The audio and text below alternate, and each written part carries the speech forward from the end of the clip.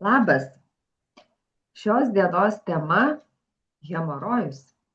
Išties tokia labai nejauki ir daug žmonių šią temą nelabai nori dalintis. Nu, nesmagu tokia tema kalbėti, E, bet esu labai labai dėkinga. Šiandien turėsim pašnekovę, kuri išdrįso pasidalinti savo istoriją būtent šią temą.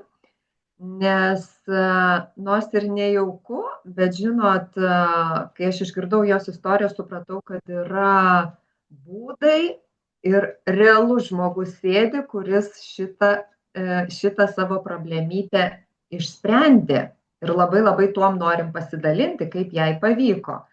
Kaip visada, pabaigoje pakalbinsiu ir Eglę Žemkauskienę, vaistininkę, tai tikrai jinai pasidalins ir savo žiniomis, kaip maistinės medžiagos ar ne padeda mūsų pašnekoviai visą tai, visą tą būklę gerinti ir kodėl jos būtent padeda.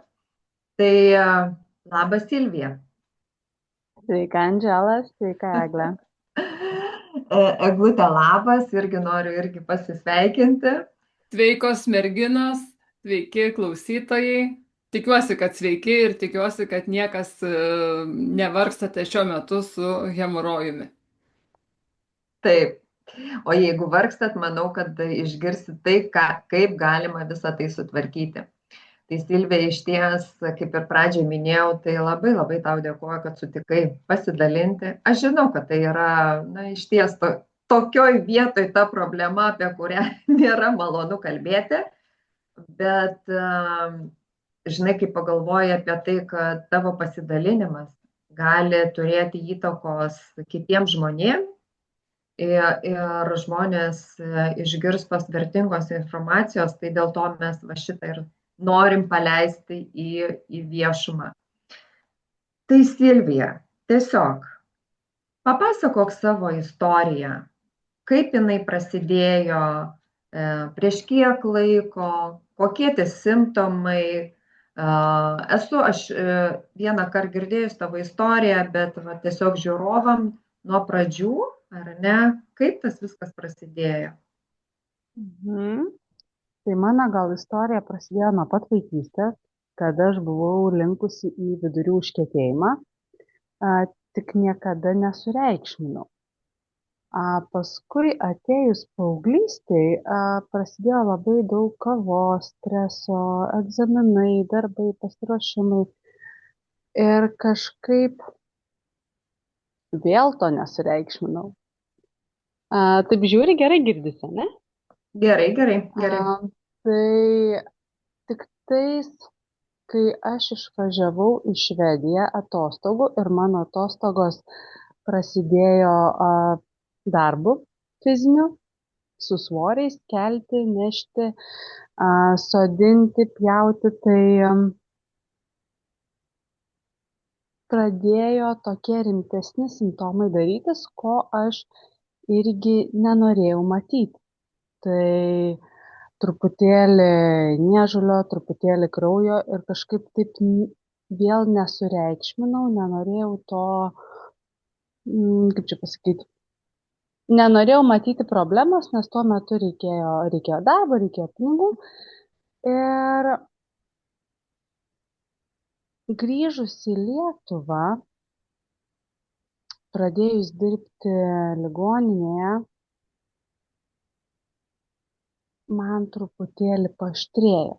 Ir kadangi aš jau mūsų Eglutę pažinojau, aš paskambinau išsigandusi, sakau, Eglutė padėk, Eglutė parekomendavo maistinių medžiagų. Kaip ir netikėjau, bet pas daktarą eiti irgi nenorėjau. Darbo pradžia, biuletenio negausi. Ir kažkaip galvoju, kad arba tai, arba kad pirmiau tai, tik paskui daktaras. Tai iš tikrųjų netikėjau ir pavartojus porą mėnesių maistinių medžiagų, mano organizmas susitvarkė. Bet kartu aš supratau, kad man reikia keisti gyvenimo būdą, kad mažinti kavos, kad gerti daugiau vandens, kur atrodo mes visi tai žinom, tik tais iki darimo, iki veiksmo kartais yra didelis atstumas. Tai daugiau vandens, mažiau kavos ir netgi, sakykime, daugiau mankštų sau, ne tik žmonėm, ne tik masažai žmonėm, bet ir į save, kad mes visada matom aplink save, bet ne save. Tai kartu aš su holistiniu irgi požiūriu žiūrėjau, nes hemorojus tai yra apie jausmų užspaudimą, ko mes sau neleidom, ko mes sau neleidžiam. Ir pradėjau kartu paraleliai su maistinėm medžiagom, pradėjau susijimti ir savo emocinę higieną, jeigu galima pavadinti. Ne tik kūno tą švarą, bet ir Taip. emocinę. Ir tai vat pirmi tie 2 mėnesiai buvo tokie, kur tikrai gėriau, nelabai tikėjau, bet paskui pamačiau progresą ir mane įtikino, kad man tikrai trūko maistinių medžiagų organizme. Tai šiai dienai jau dabar kiek yra 2 metai praėjo, 2,5, taip kažkaip 2,5, nieko tokio nebejaučiu, nieko tokio nebematau, tiesiog gal mano ta tokia žinutė būtų ne tas, kad nesureikšminti, kaip tik atkreipti dėmesį į tuos simptomus, nes pavyzdžiui, tas niežuliukas, kuris buvo, aš galvojau, gal kirminiukai, gal cukraus per daug, gal kažkas, kas liaudėje, ne, va taip įprasta. Dėl to man vis kažkaip taip, tai čia pasivalysiu, tai čia detoksikuosiu, tai kažką, bet tas nepraėjo. Tai mano gal ta žinutė ir tokia būtų, kad neužsilaukti, jeigu tai būtų galima pasakyti, neužsitempti. Ir kad mes nesam vieni, nes kai aš pradėjau apie savo bėdą kalbėti, gėdą, tai kiek aš pamačiau mano artimoje aplinkoje yra žmonių, kurie turi, kurie, sakykime, net nebandė išspręsti, tiesiog turi, tai... Nes gėda apie tai kalbėti iš tikrųjų. Nes gėda ir ypatingai gal netgi vyrų tarpe, sakykime, tiek ir iš pacientų, iš klientų kažkaip. Taip. Tikrai daug. O Silvija, aš noriu paklausti, tu dabar paminėjai, kad dabar jau tų simptomų, ar teisingai supratau, apie 2,5 metų nieko nebejauti, bet tas maistinių medžiagų vartojimas pas tavęs toliau liko?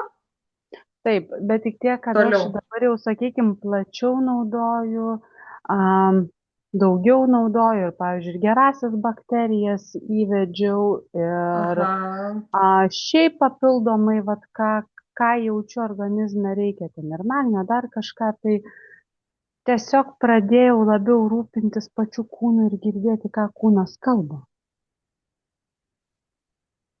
Taip, o dabar sakyk, tavo ta savijauta, tai kaip tu sakai, vis nekreipdavai dėmesio į tos simptomus ir ten gal ir nejaukų būdavo ten, žodžiu, kažkaip ir pas daktarus eiti ir rodyti ten tas vietas ir kalbėti, bet dabar tavo savijauta prieš tai, kai turėjai visą tą problemą ir dabar kaip tu jautiesi, nors maistinė medžiagom kaip ir tokio pilno tikėjimo neturėjai. Tikrai ne. Net ir iš tikrųjų, jeigu tai prisipažinus, tai net ir pagerėjus mano būklei, aš dar neįtikėjau. Vėliau, kada gavau česnako paragauti, va tada mano tas buvo, kad tai tikrai veikia. Kad organizmas jis pats kalba, tik reikia tai išgirsti. Ir va dabar taip netgi prisiminiau pasakyti, kad geriant šitas maistinės medžiagas iš tikrųjų susitvarkė mano ir menstruacijos. Tai tas, susitvarkė skausmai, tie, tas kaip čia, gerasis šalutinis šalutinis efektas, poveikis. Mhm. kad kažkaip tikrai būta ir tų skaudžių menstruacijų, nes irgi vėl gimda apie jausmus, apie laikymą, apie tokią kaip talpyklą. Tai jeigu tu neleidi savo jausti, jeigu tu nesiki savo sielos keliu planu, tai visas organizmas ir eina čia. Mhm.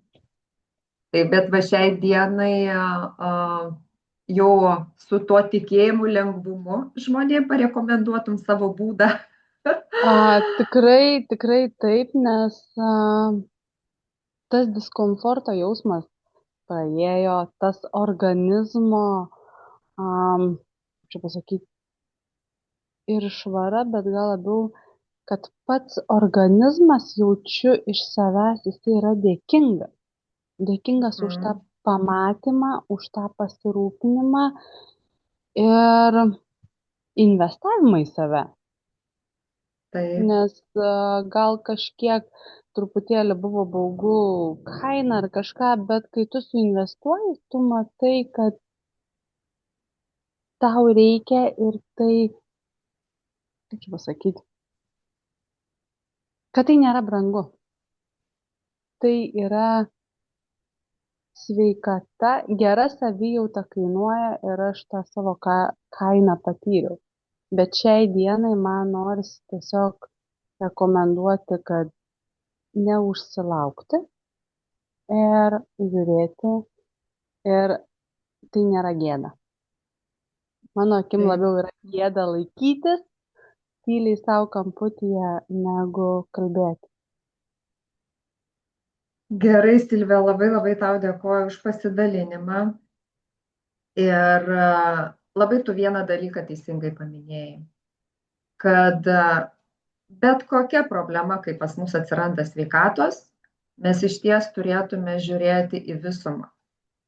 Tai nedažnai mes paliečiam tą tokį, iškeliam su eglutę, kai šnekam tą dalyką, bet nu, tai yra taip svarbu, nes mes labai žmonės mėgstam tik tai va tos simptomus kažkokius gydyti ir va ten tik toj daly. O kodėl jie atsirado? Ką tai tau sako? Tiesiog šiai dienai tikrai dabar per daug nelysim į tą sąmoningumą, bet tiesiog tokia žinutė žmonėm, kad nu, tai yra irgi labai labai svarbu. Ir maistinės medžiagos, va dabar toje eglutę pakalbinsiu, man labai patiko irgi vienos kolegės pasakymas, kad maistinės medžiagos nėra stebuklas. Stebuklas yra mūsų organizmas, tik tu jam duok tai, ko jam reikia. Tada jis padarys tikrus stebuklus. Tai eglutė, noriu dabar tave pakalbinti. Iš tikrųjų, gal pradėkim šiek tiek, nu kokie tie gal galėtų, vat, kai Silvija užsiminė, ar ne, jau šiek tiek apie tos simptomus, gal eglutė drąsiau gali pasakyti, kaip ten kas darosi. Ir maistinės medžiagos. Nu, vat, kas vat, būtent taip Silvijai suveikia ir dėl ko? Tai sveikos dar kartelį, tai noriu prisipažinti, kad ir aš šitą problemą turiu.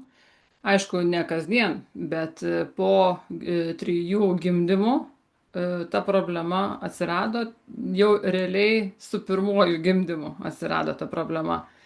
Tai besiruošiant antro vaikelio gimimui, aš jau žinojau, ką daryti. Tai tiesiog man maistinės medžiagos padėjo sušvelninti šią problemą. Bet jeigu tarkim, šiuo metu, ar ne, ten, tarkim, pakeliauju kažkur daugiau, su lėktuvu paskraidau, mityba, tarkim, kažkas trupučiuką ne pagal mano dienotvarkę, nu, žinot, kai kelionėse būna, ar ne, ten kokio Italijoje, ten picų daugiau pavalgai, kokių miltinių, nėra šalia tavo tualeto.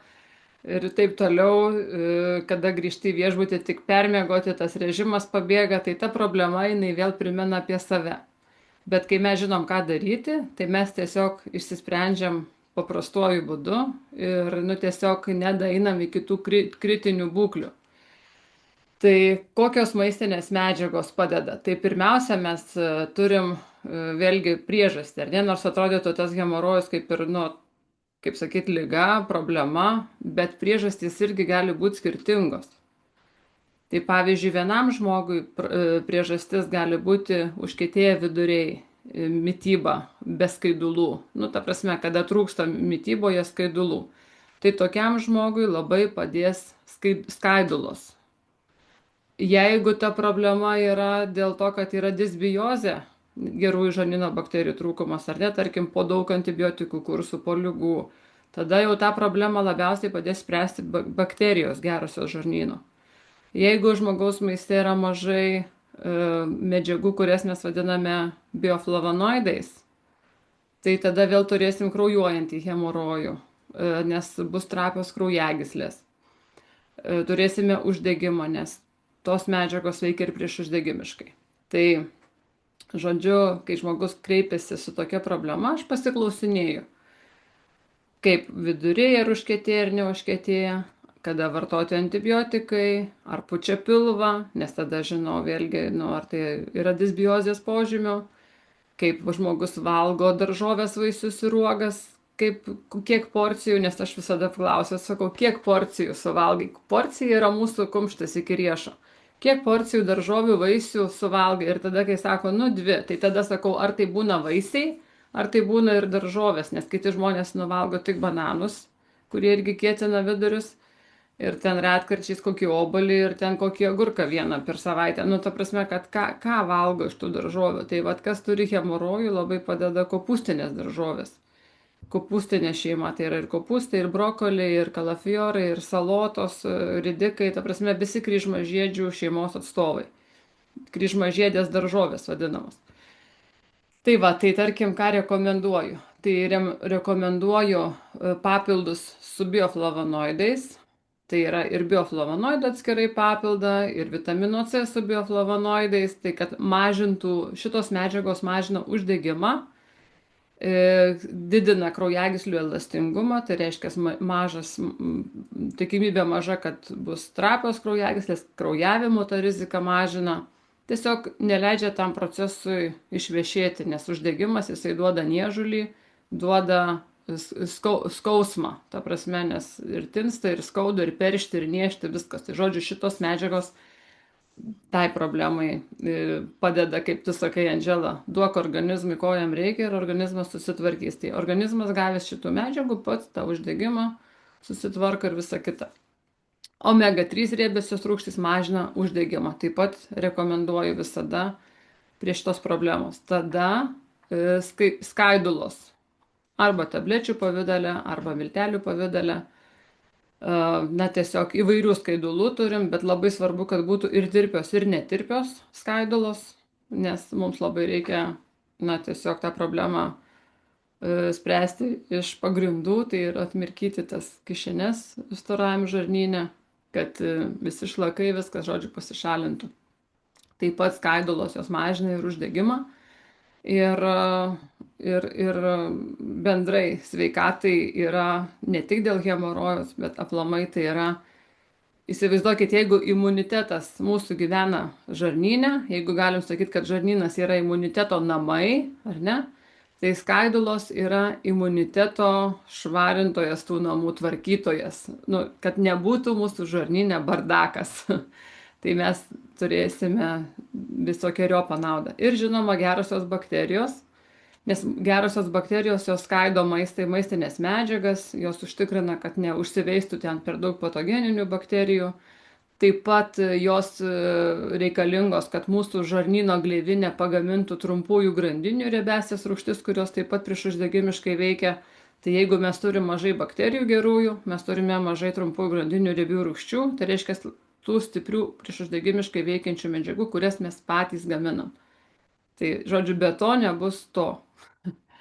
Tai va, tai čia būtų pagrindinės maistinės medžiagos, pagrindiniai pagalbininkai šiuo atveju. Ir aišku, ta problema yra dažna labai žmonių tarpe, kurie kilnoja sunkumus, tai kaip ir Silvijai nutiko, ar ne, kad užteko pakilnoti. Tai ir kas sėdimą darbą dirba. Ir moterims po gimdymo. Tai tarkim, jeigu tu žinai, kad ilgai sėdėsi, ilgai, tarkim, nu, gimdyt ruošies, ar ne, ar ten, va, žinai, kad dirbsi, kilnosi ten kažkokius ūkio darbus darysi, žinai, ten ateis ruduo, ar ten, nežinau, pavasarį, kada ten žmonės rūpinasi kuru, ar nereikės nešioti. Tai jau galima iš anksto tai daryti, nereikia laukti, kol nutiks. Nu, ta prasme, ruoštis. Bet tai iš anksto Silvija užsiminė, kad jeigu tu turi tokią problemą, tai tu vis tiek kasdien turi Taip. tiesiog vartoti. Mes aplamai, jeigu žiūrint į tuos visus, ką aš išvardinau, tai yra maistinės medžiagos ne tik hemorojui, tai yra bendrai sveikatai. Tie patys bioflavonoidai, jie ir kraujagyslių prižiūri sveikatą, kad nebūtų ten ateityje kardiovaskulinių rizikų, tai reiškia insulto, infarkto. Ne čia mes tarsi, nu kaip dėl hemorojos, bet mes turime visokiojopą naudą, ta pati omega visokiojopą poveikį turi. Bet turiu galvoje, kad jeigu mes ruošiamės kilnoti, gimdyti, ilgai sėdėti, mes galime tiesiog didesnėmis dozėmis pavartoti, kad išvengti tų būklių. Jeigu mums jau yra, kaip ir man, tarkim, ar ne, jau yra įvykęs kažkada tas hemorojus, tai jisai jau pasikartoti jam yra šansų kur kas daugiau negu žmogui atsirasti, kuriam dar niekada nebuvo. Tai ta prasme, tam, kam jau buvo, tai užtenka kitas iki, kaip sakyt, 2 lašelių, kad tai pasikartotų. Taip. Tiesiog žmogus, kai jau turi tą problemą, kad būtų visą laiką ant to matomumo. Tai ačiū Eglute labai ir dar noriu paminėti, kad tu ir asmeniškai konsultacijas vedi žmonėms. Tai va taip pat ir Silvija kreipėsi tave, ar ne? Nes dabar žmonėm gali kilti klausimų, tai kaip čia, ką čia vartoti, po kiek vartoti. Tai va, jeigu būtų poreikis ir klausytojams, tai tikrai galite rašyti. Yra nurodytas po šito video elektroninis paštas dėl konsultacijos. Tai Eglutė, tikrai su Eglute suderinsim. Ir ką, ir turbūt labai labai dėkoju Silvijai už tą tokią, sakau, nejaukę, kai sakai, kaip ten minėjai, gėdą. Aš prisipažinau irgi, kad prie Silvijos, kad kaip sakyt, kad jai nebūtų vienai drąsiau, kad ne vienai čia jai, žinai, toks dėmesys, kad, va, matai, jinai turi, gal nežinau, Andžela, ir tu kažkada esi turėjęs, bet tą problemą. Bet iš tikrųjų, aš tiesiog norėjau palaikyti Silviją, kad tu ne viena, žinok. Ačiū. Tai bet dabar, žinok, tu tai paminėjai, gal kažkada, žinok, ir aš turėjau kažką, bet tokį, vat, atrodo, gal labai kažkas silpna buvo ir, vat, kai Silvija sako, ir kažkaip ir praėjo, gal, vat, nesureikšminau, tai ačiū Dievui, kad taip viskas ir baigės. Bet jo, Eglute, labai ačiū ir tau už tą pasidalinimą, nes aš nežinojau irgi. Tai čia galėjau ir tave dar kalbinti pačią. Jo, tai va, tai turbūt tam kartui tiek ir jeigu dar žiūrovas, klausytojas pirmą kartą iš viso čia įsijungia mūsų kanalą ir dar nėra užsiprenumeravęs, tikrai paspauskit prenumeruoti, nes mes dalinamės, stengiamės dalintis tai, kas žmonėm padeda, jų tikras istorijas ir Eglutė, vaistininkė, kuri taip pat turi begalės jau informacijos ir Eglutė, primink, apie 17 metų, ar ne, konsultuoja žmonės. Taip, 17 metų, būtent kas liečia maistinių medžiagų svarbą mūsų organizmui. Tai dar kartą dėkoju Silvijai, Eglutei ir sakau iki sekančių. Iki malonių. Ačiū, merginos. Iki. Iki.